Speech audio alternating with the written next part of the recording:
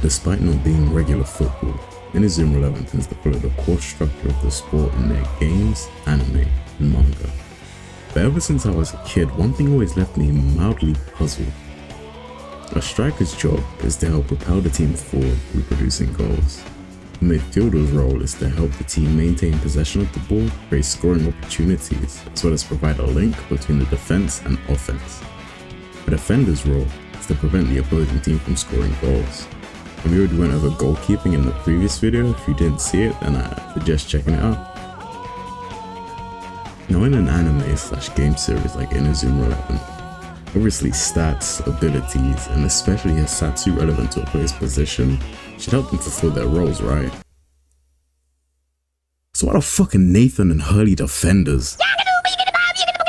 A football team could be represented by baking a cake. Each position is an ingredient and you need all of them to come together to successfully make the cake. And each ingredient is vital. Missing even one of them is gonna fuck the cake up pretty bad. Now let's apply this to the positions on the pitch. What the hell? No strikers means you're gonna struggle to score goals. No midfielders means you're gonna struggle to convert from defense to offense. No defenders means it's going to be relatively easy to score since all the defense falls on the shoulders of the keeper. And no keeper means you're pretty much fucked. To make the best quality cake, you need the best quality ingredients. And what I mean by this is in terms of the members of the team, each player should be in a position where they can make the most of their skill set, stats, moves, etc. Knowing their position is fine, but the actual doing and executing of the position's requirements is what counts in an actual match. This then ensures that the team has the best odds possible to achieve victory, as well as the player feeling fulfilled through their contributions towards the team and said victory. There's a lot of cake talk and I may have kind of lost you along the way, so to summarize, each position is extremely important and players being in the position that best suits their skill set, stats, Hisatsu and all that stuff can be the difference between a strong team capable of winning and like a mid team that will be lacking in a lot of areas that an enemy can exploit easily. Now in terms of Inazuma 11, let's say we have a player with an extremely high dribble stat and strictly just dribble Hisatsu. And let's say we put this player in a defense position on your team or on a story team or in the games or anime. Often they're just not going to cut it for their position. There's going to be opponents coming full force with strong dribble Hisatsu or short Hisatsu. And the only thing in your defensive arsenal being regular tackles is going to end up with you looking like a baboon that got bounced off a fucking fridge. Let's take Hurley Kane or Tsunami Josuke's anime iteration as an example. As a viewer, we're constantly told and shown that he has this insane kicking power, which will obviously be extremely useful to fill the role of a striker in the fight against Elite Academy, due to Inazuma Caravan's scoring power declining drastically through the absence of both Somioka and Goenji. But they put him in defense, which wouldn't even be an issue if he used his kicking power for defensive actions or the defense Hisatsu. But the entirety of his time in the anime, he only learns shots. And I know some of you are thinking, oh, but what about Perfect Talent? That's Tori's move. To be fair, Goenji was set to return, so their lineup of strikers would be pretty crowded, having Fubuki, Goenji and Rika, and then Tsunami as well on top.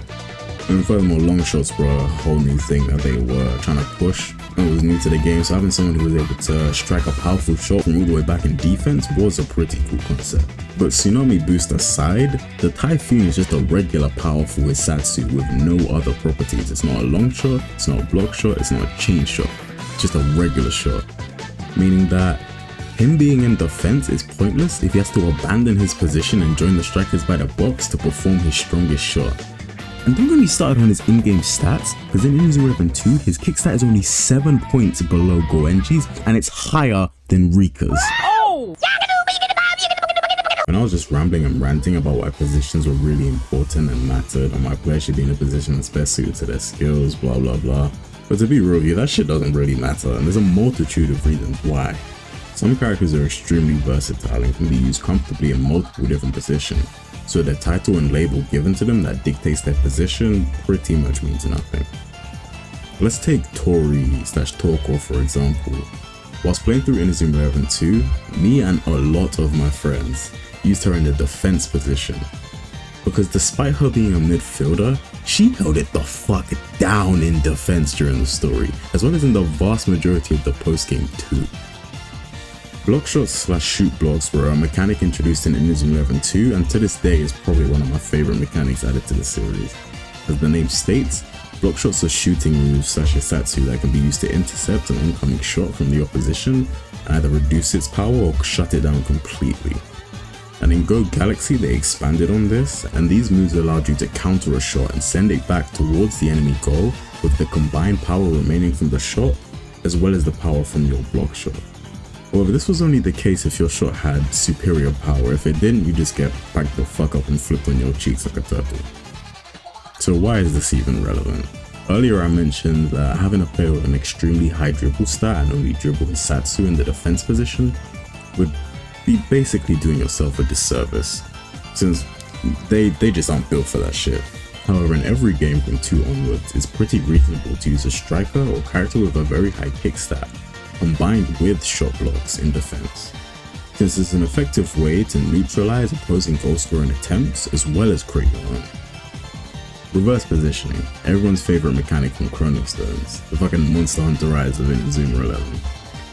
Each player in Inazuma 11 has stats. You can train those stats.